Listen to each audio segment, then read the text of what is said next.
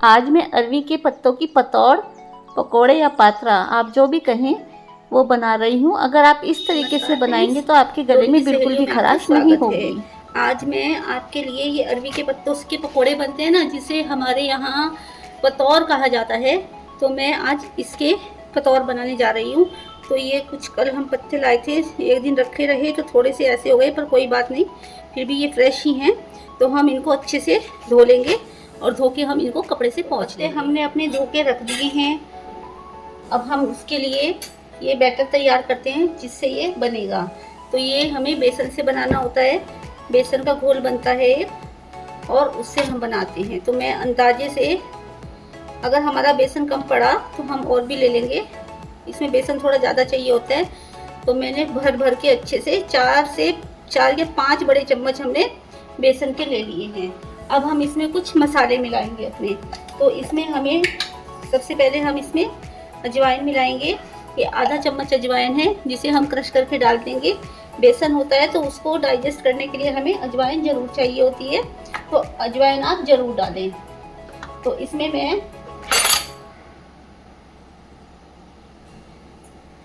ये दो बड़े चम्मच ये मैंने धनिया और सौंफ मिलाकर पीसा हुआ है।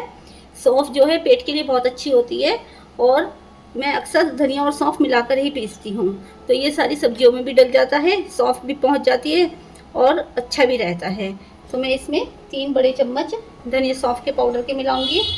मिर्च आप अपने स्वाद के अनुसार रख सकते हैं, पर ये चटपटा अच्छा लगता है तो मैं इसमें मिर्च अच्छी सारी मिलाऊंगी। और अब हम इसमें मिलाएंगे लगभग 1/4 चम्मच हम इसमें हींग मिलाएंगे।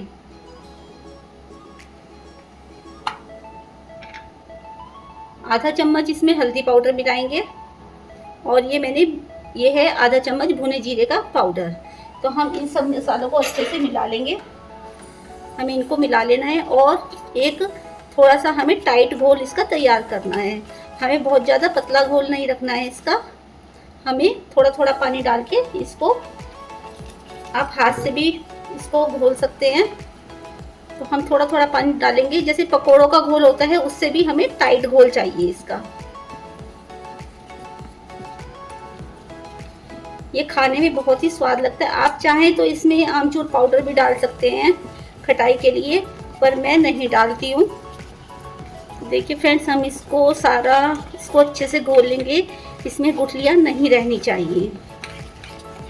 तो हमें थोड़ा टाइट ही घोल चाहिए इसका, हमें बहुत ज़्यादा इसको पतला नहीं घोलना है, क्योंकि हमें इनको पत्ते पे फैलाना है।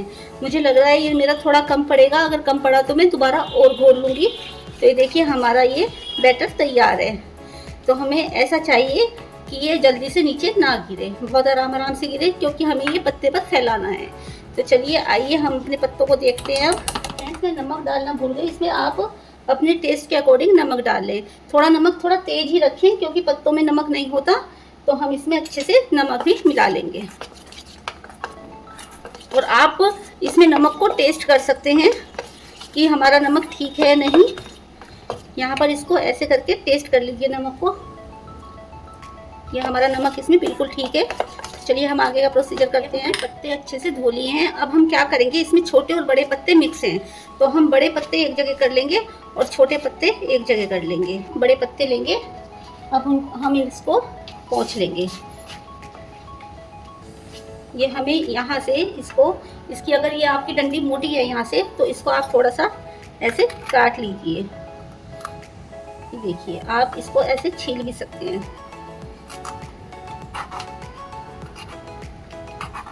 ये ऑप्शनल है, आप चाहे तो छीलें, नहीं तो इतनी ज़रूरत नहीं है। तो अब हमें इसमें करना क्या है, हमें इसके हाथ से अपना जो हमने बेसन का ये बैटर बनाया है, ये हमें हाथ से लेके इस पर फैलाना है अच्छे से। ये हम बैटर अच्छे से फैला लेंगे। फ्रेंड्स, आप कहाँ से मेरी वीडियो देख रहे हैं प्लीज़ कमेंट बॉक्स में ज़रूर बताएं। और अगर अभी तक आपने मेरे चैनल डोली की सहेली को सब्सक्राइब नहीं किया है तो प्लीज़ कर लीजिए, और ऐसी ही चीज़ें देखते रहिए।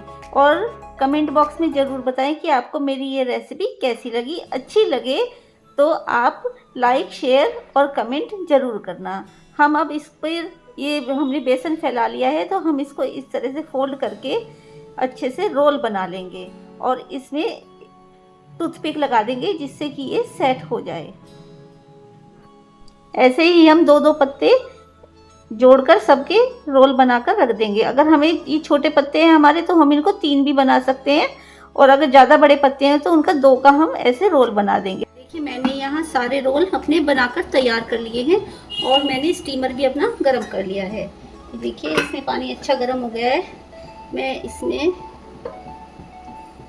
ये रख दूंगी और इसके ऊपर मैं अपनी स्टीमर की प्लेट रखूंगी जो हम ऑयल से थोड़ी ग्रीस कर देंगे। हमें ऑयल से इसको ग्रीस कर दिए जिससे कि इस पर ये चिपके ना हमारा। मैं भी किसी या कुकर में भी स्टीम कर सकते हैं। तो मैं देखती हूँ इसमें मेरी कितनी आएंगी। हमें थोड़ा सा गैप दे के रखना है। अगर ये थोड़ी सी गोल घूमती है तो कोई बात नहीं, मैं इसको अब 10 से 15 मिनट के लिए स्टीम करूंगी हाई फ्लेम पर। मैंने भिगोने में पानी रखा हुआ है, इसमें अच्छा बॉयल आ गया है। मैं इसके ऊपर ऐसे एक छन्नी रख दूंगी। आपके पास कोई जाली वाली प्लेट हो तो वो भी रख सकते हैं। और इसको मैंने ग्रीस कर दिया है और ये 2 मैं अपने इसमें रख दूंगी। 2 रोल जो मेरे बने हैं इसमें रख दूंगी और इसको प्लेट से कवर कर दूंगी। कि मैं इसको प्लेट से कवर कर दूंगी और हम 10 मिनट के लिए इसको स्टीम करेंगे। चलिए देखते हैं स्टीम करने के बाद। चटनी मैं ज़्यादा सी बना रही हूँ तो मैंने ये हरा धनिया, मैं डंडी के साथ ही हरा धनिया की चटनी बनाती हूँ क्योंकि डंडी में बहुत अच्छी खुशबू होती है और टेस्ट भी बहुत अच्छा आता है। ये मैंने अच्छे से साफ करके धो लिया है। तो मैं लगभग 1.5 मुट्ठी ये हरा धनिया डाल रही हूँ और ये कुछ पुदीने की पत्तियाँ हैं, 1 मुट्ठी मैंने ये डाली है। अब इसमें हम अपने जैसा भी आप तीखा खाते हैं वैसे हरी मिर्च डाल दीजिए। मैं यहाँ पर अभी 3 हरी मिर्च डाल रही हूँ। अब हम इसमें थोड़े मसाले डालेंगे। ये धनिया पाउडर, मिर्च हमने पहले भी डाली है पर थोड़ी सी हम डालेंगे। इसमें हम ये साबुत जीरा डालेंगे। अभी नमक हम कम डालेंगे, थोड़ा टेस्ट के अकॉर्डिंग हम थोड़ा सा नमक डालेंगे, कभी तेज हो जाए हमारा। और थोड़ा सा हम ये अपना चाट मसाला डालेंगे। तो हमें बहुत ही बेसिक से अभी मसाले डालने हैं। पहले हम इसको पीस लेते हैं, फिर इसमें हम खटाई के लिए नींबू डालेंगे। आप चाहें तो इमली भी डाल सकते हैं। हम खट्टी मीठी चटनी बनाएंगे।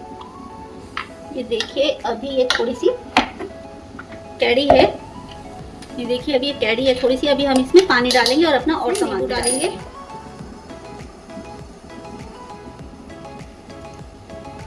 आप जितना खट्टा चाहे उतना नींबू इसमें डाल सकते हैं। मैं भी अभी टेस्ट करके देखूंगी चटनी बनने के बाद। अगर और खट्टा चाहिए होगा तो मैं और नींबू डालूंगी। और इसमें मैं थोड़ी सी अभी 2 चम्मच चीनी डालूंगी। आप चाहें तो गुड़ भी डाल सकते हैं। और थोड़ा सा पानी डालूंगी और अभी इसको हम एक बार और ग्राइंड कर लेंगे। देखिए हमारी चटनी अब बिल्कुल परफेक्ट तैयार हो गई है। हम इसको टेस्ट करके, ये बहुत ही टेस्टी चटनी बनी है। हमें ऐसी ही चटनी चाहिए थी। अब हम अपनी इसको अभी ट्रांसफ़र कर लेंगे बाउल में। इतने हम अपनी पतोड़ को देखते हैं वो बॉईल हुई थी। हम गैस की फ्लेम को भी फिलहाल बंद कर देंगे क्योंकि ये बहुत गर्म हो रहा होगा। हम प्लेट को हटाते हैं। प्लेट बहुत गर्म है तो हमें ये चेक कैसे करना है, हमें ये चाकू दे लेना है और इसमें डालकर देखना है। ये देखिए ये बिल्कुल साफ़ है चाकू, तो इसका मतलब ये थोड़ा सा अभी 5 मिनट और पकेगी। ये हल्का सा लगा हुआ इसमें आ रहा है तो हम इसमें ऐसे चाकू डाल के देख लेंगे। तो ये 5 मिनट अभी और पकेगी हमारी। तो हम इस पर अभी प्लेट ढककर 5 से 5 मिनट के लिए हमारी ये भी हो रही है। तो हम देखते हैं, इसको पहले ऑफ करते हैं। ये देखते हैं ये वाली हमारी ऑलमोस्ट शायद हो गई है। इसमें भी थोड़ी सी कमी है तो इसको भी हम अभी 5 मिनट के लिए और पकाएंगे। देखिए हमने आधा घंटा हो गया था इनको रख दिया था। अभी ये ठंडे हो गए हैं। ये हमारे इस तरह से हो जाते हैं, स्टीम में ऐसे हो जाएंगे। ये हमारे बेसन बिल्कुल भी अलग नहीं होगा। अब हमें इनके पीसेस काटने हैं तो हम ऐसे एक प्लेट ले लेंगे और इनके हम पीसेस काट लेंगे। देखिए अब हमें ये जो हमने टूथपिक लगाई थी ये निकाल लेंगे क्योंकि अब ये सेट हो गया है अच्छे से। तो आप जितने मोटे या पतले चाहें इसके पीसेस काट सकते हैं। ये आराम से कट जाएंगे। थोड़ा सा बस केयरफुल इनको काटना पड़ता है।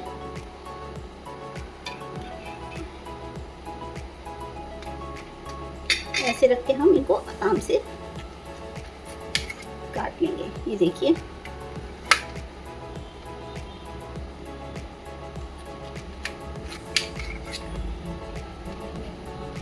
इनको हम ऐसे ही बॉक्स में करके रख भी सकते हैं फ्रिज में। ये हम 2 दिन तक ऐसे ही रख सकते हैं, जब हमारा मन करे इनको हम डीप फ्राई या शैलो फ्राई करके हम खा सकते हैं।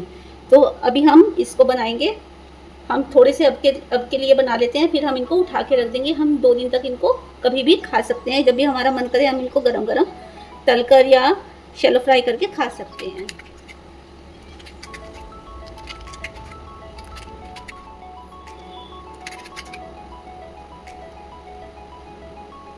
देखिए फ्रेंड्स, कितने अच्छे से हमारे गोल गोल कट गए हैं।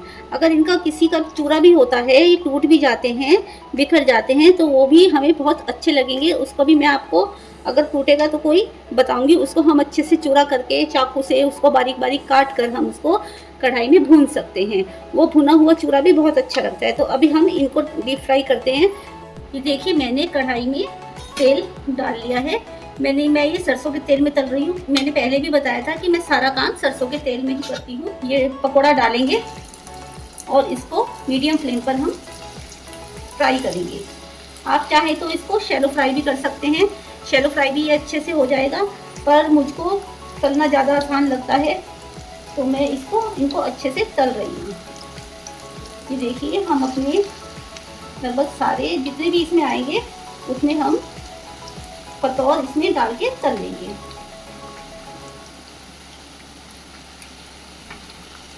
जब ये अच्छे से एक तरफ से सिक जाएगी ना, हमें तब इनको पलटना है। हमें अच्छी गोल्डन ब्राउन होने तक इनको तलना है। हमें हाई फ्लेम पर इनको नहीं तलना है। तो ये देखिए, हम ऐसे तलेंगे इनको। फ्रेंड्स, ये पत्ते हैं तो थोड़े से अलग हो जाते हैं, इसमें कोई डरने वाली बात नहीं है कि अगर ये पत्ते अलग हो रहे हैं तो हम घबरा जाएं कि हमारी पतौर अच्छे से नहीं बनी है। ये तो अलग हो जाते हैं थोड़े से, क्योंकि बेसन है, बेसन की कोटिंग हमने की हुई है, तो ये थोड़े से अलग हो जाएंगे। तो हमें इनको तलने तक का इंतज़ार करना है। और जब ये तल जाएंगे तो हमें इनको टिश्यू पेपर पर हम इसको निकाल लेंगे, जिससे एक्स्ट्रा ऑयल निकल जाए। ये गरम गरम भी अच्छे लगते हैं और ठंडे होने के बाद भी बहुत स्वाद लगते हैं। मैं आपको शैलो फ्राई भी करके दिखाती हूँ। तो हम एक पैन में ऐसे तेल डाल लेंगे और ऐसे हम एक एक करके अपनी पतौर को रख देंगे और अलट पलट कर इसको अच्छे से सेक लेंगे। तो आप जैसे मर्जी चाहे इसको बनाकर खा सकते हैं। अगर हमारा चूरा भी हो जाता है इसका, तो हम एक पैन में हल्का सा 2 चम्मच तेल डाल के उसमें पत्तों को डाल देंगे, अपनी सारी पतौर को डाल देंगे काट के, और उसको अच्छे से लो फ्लेम पर भून लेंगे। वो अच्छा क्रिस्पी हो जाता है और उसको खाने में वो बहुत ही अच्छा लगता है। देखिए, ये भी हमारे सीख गए हैं। अब हम इसकी प्लेटिंग करते हैं। ये खाने में बहुत ही टेस्टी बने थे और इसको हरी चटनी के साथ हम सर्व करते हैं। बहुत जल्दी बन जाता है, इतना समय नहीं लगता पतौर को बनाने में, और ये खाने में बहुत ही स्वाद लगते हैं। तो आप इसी तरह मेरा चैनल डोरी की सहेलियाँ देखते रहिए, कमेंट करते रहिए और हो सके तो लाइक भी कीजिए। धन्यवाद।